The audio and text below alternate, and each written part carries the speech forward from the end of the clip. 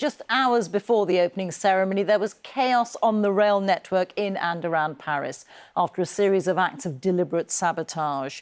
Signal boxes and fibre optic cables on the high-speed rail system were vandalised, causing fires and affecting around 800,000 people, including on Eurostar, where 1 in 4 services between London and Paris were cancelled until Monday. 4 attacks in what the French government called coordinated malicious acts targeted links to the east, north and west of Paris, taking out huge swathes of the network. A 5th attack to the southeast was foiled. The French Prime Minister Gabriel Attal has said that police and intelligence services are working hard to find and punish those responsible. Our Paris correspondent Andrew Harding reports. French engineers gathered beside one of the sabotaged railways. This is north of Paris, on the high-speed line heading to London. The French system relies on these sensitive fibre optic cables, something the attackers clearly understood when they set fire to 3 separate sites in a coordinated attack. The impact immediately felt across northern France. Passengers forced to abandon this train, stuck on the outskirts of Paris. And in the capital itself, confusion at the Gare du Nord, the busiest railway station in Europe. Delays and cancellations piled up from early morning, prompting frustration and some anxiety. Are you concerned about these attacks? I'm not happy about them. I don't. As long as that's it, I'm happy, but I am concerned because I've got a family. I want to make sure that we get home safe and sound. I'm concerned that I don't want to be here with my little one any longer than what I need to be. Paris is already on high alert amid concerns about potential Russian cyber attacks and actions by violent Islamist groups. The French Prime Minister noted today's sabotage was no amateur effort.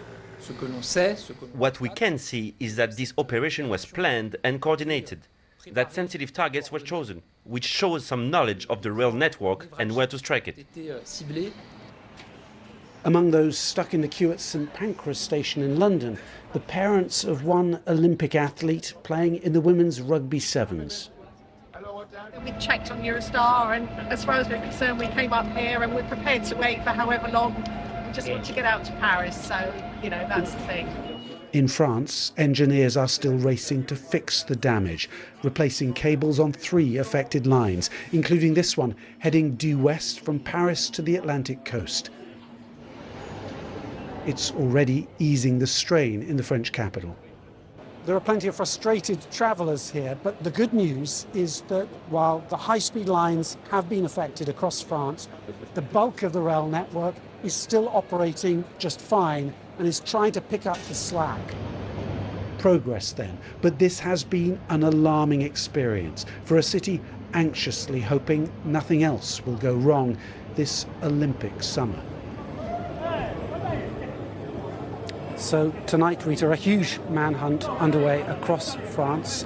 Investigators searching at least 4 crime scene sites for forensic evidence. The Interior Minister here saying he's hoping for swift arrests, but still no suspects found, no claims of responsibility, and although there's a lot of finger pointing, no clear idea yet which group or even foreign nation may be behind this. And of course, the lingering concern that this may not have been a one-off attack and that France will have to be on guard still for these weeks ahead.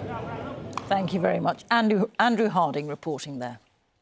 Well, I'm joined by our security correspondent, Gordon Carrera. Who could be behind these attacks, Gordon? Well, it's not clear yet. I think what's noticeable about these attacks, though, is just how well planned they were. You had all this intense security in Paris, tens of thousands of police and troops, and yet these individuals were able to go outside of Paris to the middle of nowhere and carry out a coordinated attack to know exactly where to go to hit those cable junction points at the most damaging place. That suggests a lot of reconnaissance, perhaps inside knowledge. Their aim also looks to have been to disrupt as much as possible, not to injure or to kill. So that points you away from the kind of jihadist terrorist motive, which is one of the threats France has been worried about for these games. But there are other threats. There's the Russians, angry at France over Ukraine, also not able to compete under their own flag at the Olympics. There was an arrest just in the last week of an individual, a Russian in France, a 40-year-old posing as a chef who was alleged to have been linked to Russian intelligence planning to disrupt the Games, but also domestic threats and groups that France has been worried about. Anarchist groups, far-left groups who don't like the Olympics, don't like the French government. And I think the fact they've carried out some similar attacks in the past led some officials to suggest in the early moments this morning that they might be the most likely culprits, but no confirmation yet. I think security officials will have been really concentrating on that opening ceremony, and there will be a lot of relief that that appears to have gone without any major security incidents, despite the travel disruption.